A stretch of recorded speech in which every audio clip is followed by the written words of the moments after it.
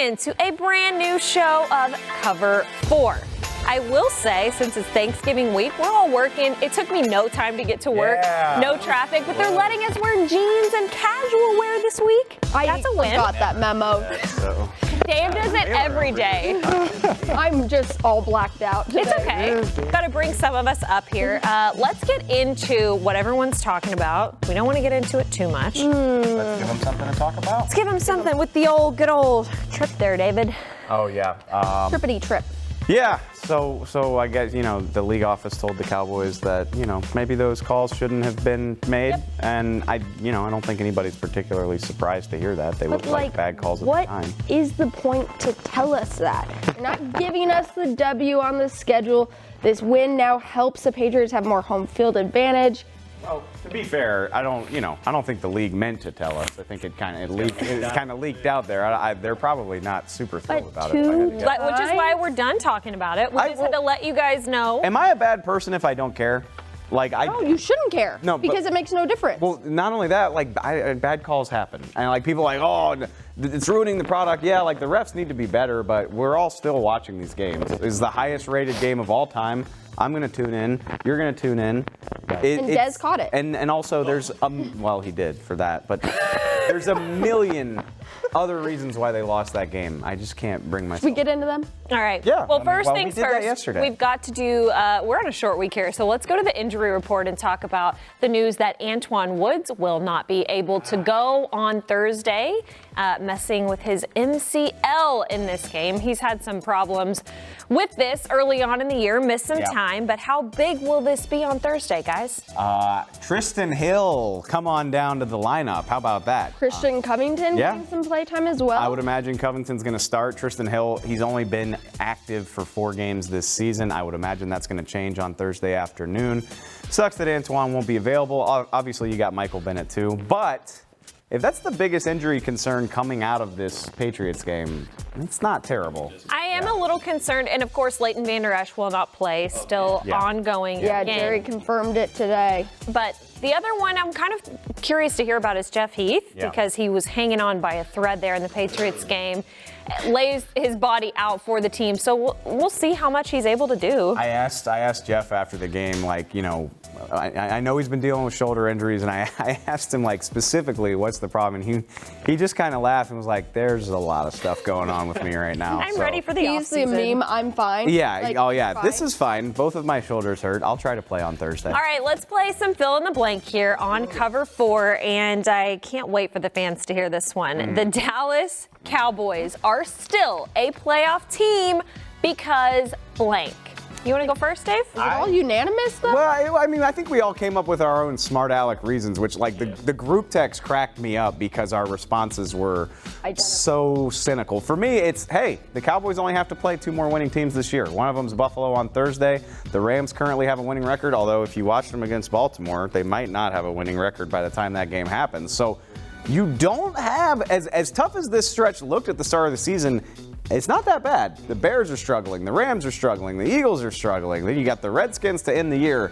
A lot of manageable games coming up, so it's not like it's going to be New England. Don't take mine, David, because my fill in the blank, the reason the Cowboys are a playoff team is because of the state of the NFC East. You've got 2 teams who are completely rebuilding in the Redskins, and the Giants just don't have it at all this year.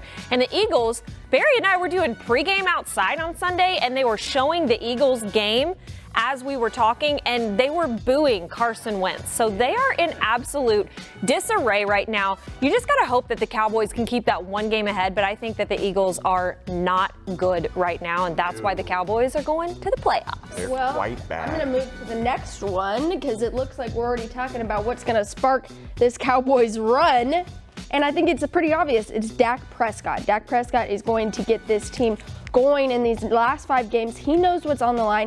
He watched Jared Goff, I'm sure, last night and saw, hey, if he gets that contract, I deserve more. So we're going to have Dak Prescott just put this team on his back, have the Dak attack, and keep going. We were unanimous about that. I mean, if the Cowboys are going to make a run, it's going to be the play of their quarterback. It's Dak Prescott. All right, let's move on. Fill in the blank. Blank will spark the Cowboys stretch run. Barry's getting his mic fixed right now, so if you're going to say something, I need you to shout it, big fella. I think we're going to go with the same guy. Dak pretty much, I think he's going to spark this run for this team. I mean, it all pretty much lies on his arm pretty much right now. I mean, Zeke's going to get his touches. He's going to get his yards, but I think it all comes down to Dak in this situation. Are we all four going to say 1, 2, 3, Dak? Yeah. Dak's going to be the spark. There we go. We're done with that one. Like, Dak, we're all looking at you, big fella. Dave, wheels are off. Can you help me get back on? Fill in the blank. Cole Beasley with the sauce is going to do blank on Thursday against the Cowboys on Thanksgiving. Sauce it up. You think he's going to go off? I honestly am afraid of that. You saw last night again, Marcus Peters had quite a revenge game. These players get hyped. Now, Josh Allen, will he get Cole Beasley the ball to do that? I'm not sure, but with Anton Woods out and now Leighton Vander Esch out, you don't want him to be comfortable to make it a game for Cole Beasley. I do get very, very excited to see what Jordan Lewis will do in this game. He's going to have a Cole Beasley game, which, like, I'm not trying to throw shade, but he's going to catch like 3 to 5 passes for 40 yards. If he scores a touchdown, that would be huge for the Bills, obviously. I don't know. Cole Beasley's a really good slot receiver. He's not a guy that takes over games. It's not his game. Again, I'm not trying to throw shade, but I would imagine he's going to play a game like he always plays. He'll make you miss a couple times, make you look silly on film. Especially, I'm very excited to see the matchup between him and Jordan Lewis. Could be prime time. Let's go to by the numbers. Got some numbers we've been crunching for y'all, and the Cowboys are what against teams with a 500 record? They're 12-12. Ooh, yikes. 500. Normally, if you're a Hanging Cowboys out. fan, you like to see the number 12. It brings back memories of Roger Staubach, and you get excited. But when you see this, that's just upsetting over the fact that you're seeing Tyron Smith, you're seeing Lyle Collins, that offensive line, Dak Prescott. Again, I'm echoing what Jerry Jones said on Sunday. This is one of the most talented teams that he has put together. They should not be mediocre here. You want to know the collective record of the Cowboys' wins this season? So they've beaten 6 teams. The record of those teams? 14, 40, and 1. Whoa. So they're really good at beating the bad teams. Well, is that a good thing? Is that a good? Next number, the number of games it's been since the Cowboys were held without a touchdown. If you think back to that Colts game last year, the Colts put it on them. Hey, at least this was in a rainstorm against the best defense in the league. That happened in a dome. They got shut out in a dome last year. That Colts team was really good too.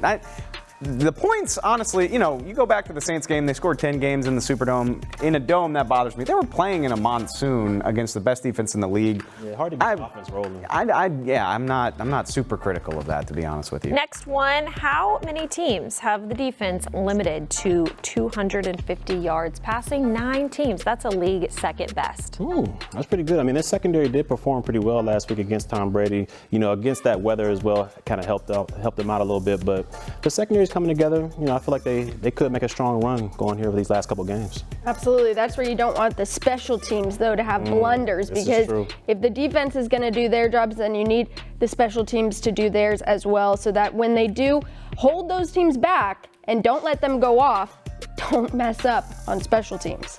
2-minute drill time.